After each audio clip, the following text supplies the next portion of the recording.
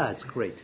Well, thank you very much, Dr. Anderson and colleagues. And I feel a bit awful that I'm cutting into the coffee break. Therefore, please feel free to stand up if you need coffee and just walk quietly out. And I would do it probably myself. What I talk about is work that has to do with this. And I would like to start by giving a quote from a paper by Paul Davies, a physicist who looks into biology with some amusement and saying something of the sort that you guys like us, who study cancer and developmental disease like autism, are all caught up in frantic and his expensive search for elusive cure, but rarely ask the question why these diseases exist and what their place is in the grand story of life. He goes on to say that, to suggest that actually addressing these questions is very useful, will get us closer to understanding normal development and its pathologies, including cancer. So we've been impressed with this thought and has impacted on us and also directed our thinking in direction of grand evolution, ontogeny, and so on. So here we go. We know that life, as we know it, appeared probably about 3 billion years ago, and these were unicellular organisms. I can probably use mouse. Yes. That's too early. Where do I have up and down? Yes. And these cells that appear then could do a few important things. First of all, they would replicate, very virulently proliferate, and invade niches. New niches available to them. So if you think about it, it looks very similar to the behavior of cancer cells, right? If you look at cancer, they also do exactly the same thing. Not only they use the same machinery.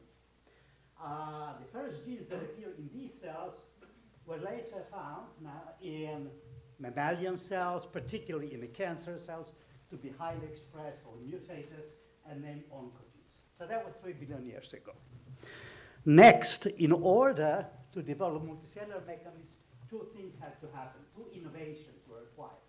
Innovation number one, some kind of a control had to be imposed on these oncogenes so that cell can proliferate and turn off proliferation as needed. Cannot be constitutive mechanism.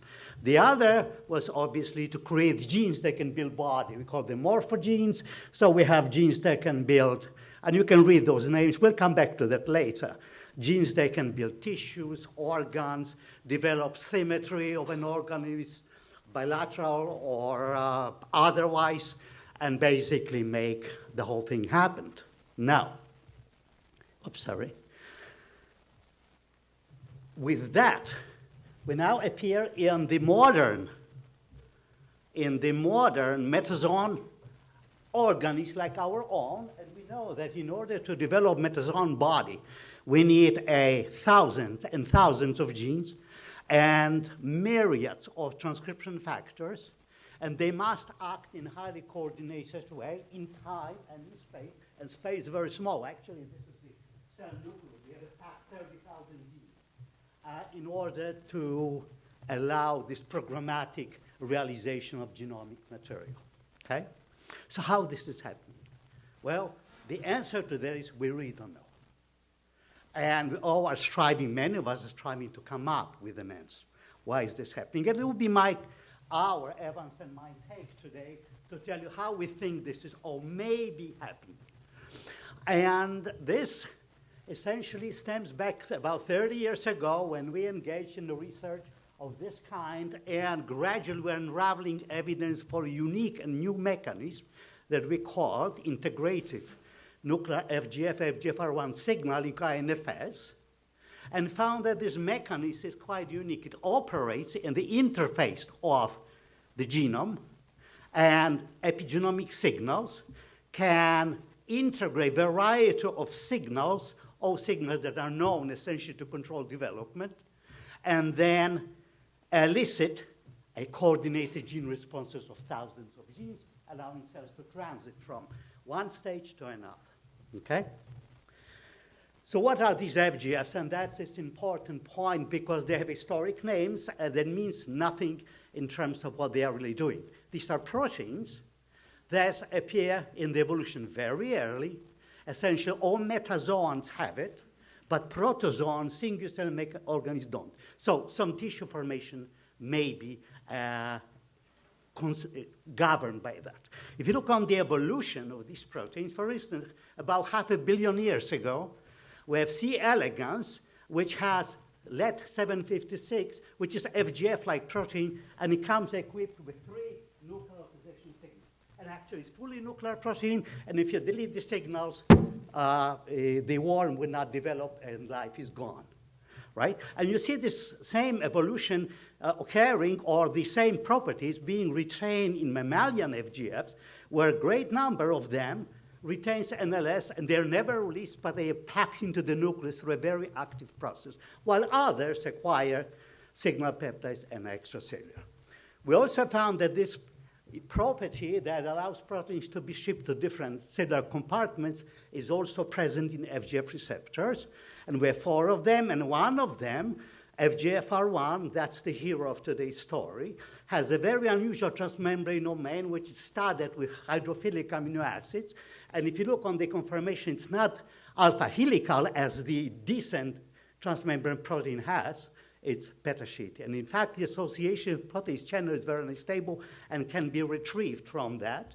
As you can see it here, R1, we call it R1, EGFP is present in Golgi, but also in cytosol in the nucleus. And if you replace its transmembrane domain with transmembrane domain of FGFR4, which is perfect, hydrophobic and alpha helical, you abolish nucleocalization.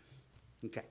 So there are 2 pathways actually working on this protein. Pathway number 1 is constituted, we're all familiar with.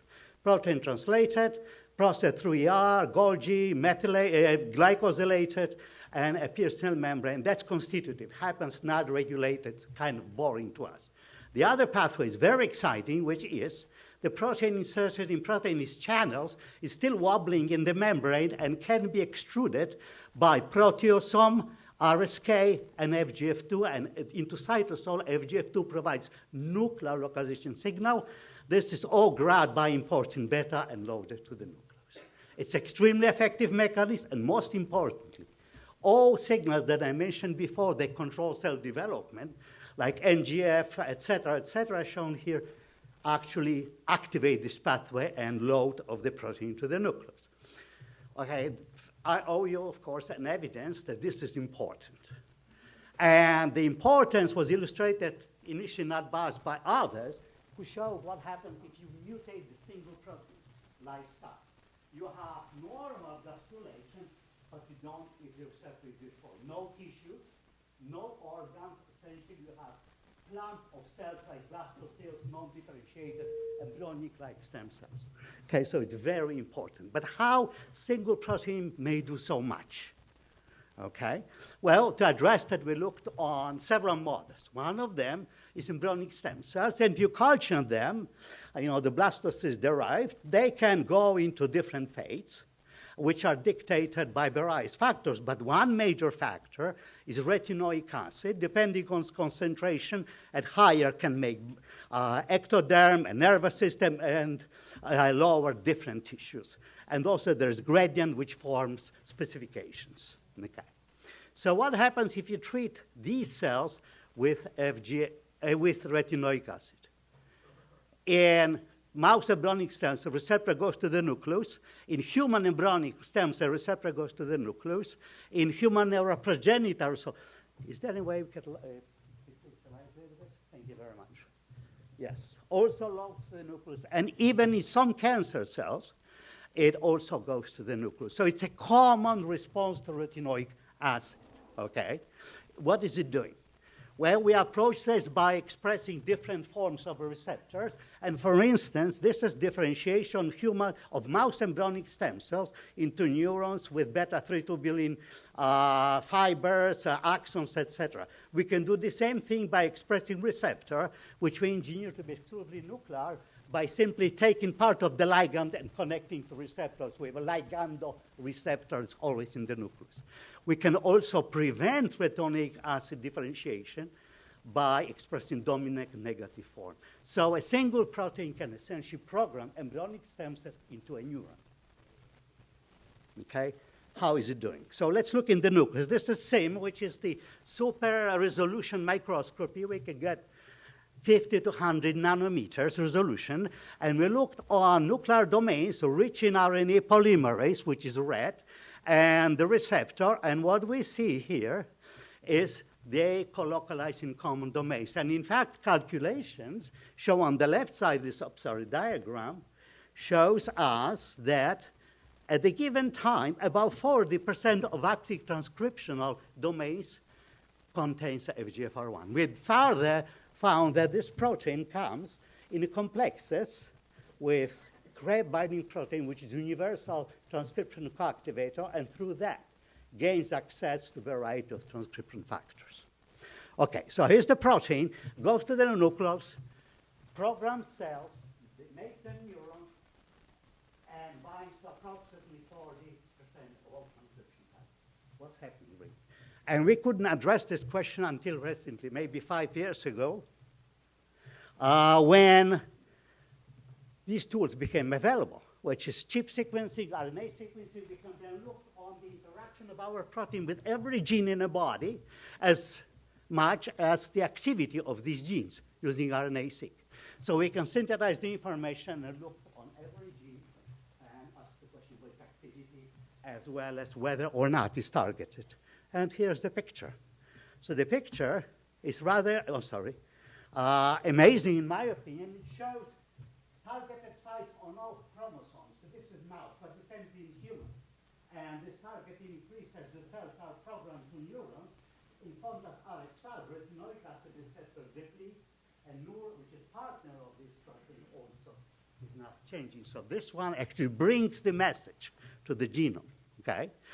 Here we have colocalization of sites. Importantly, about 2/3 of all sites are associated with genes, enhancers, promoters, genic regions, few with intergenic regions.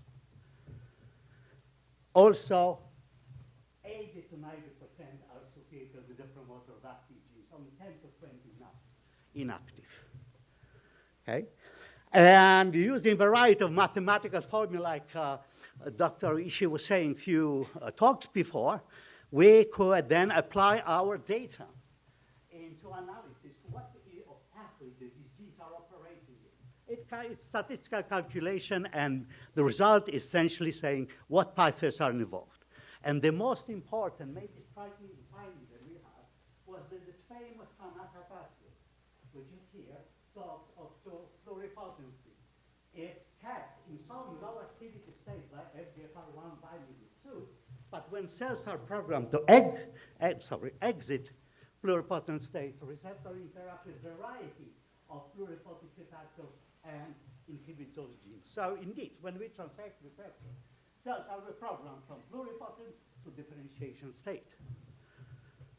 And many pathways. Here's another pathway, which is a mitogenic pathway, and you can see here genes that you're familiar with, TP53 and other genes that we all know are critical for cancer. They're all bound by this receptor. Holmberg's box genes, very interesting stories I briefly tell you about this. You know, Holmberg's genes are important in cell development, in organismal development, makes body, brains, and everything. And we found that receptor binds, these are binding sites to the right of Holmberg's genes. Not only does bind, it regulates. When we transfect the receptor, dominant negative mutant, the upregulation of Holmberg's genes is completely turned off.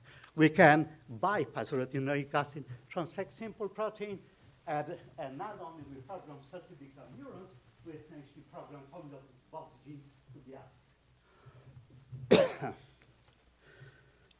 I think I started 10 minutes ago, so maybe I'll try as fast as I can. So this is new. We're switching from the old picture where the hosts that were sitting on the top of therapy to FGFR1, which is controlling them. And there are several others. I'll go quickly.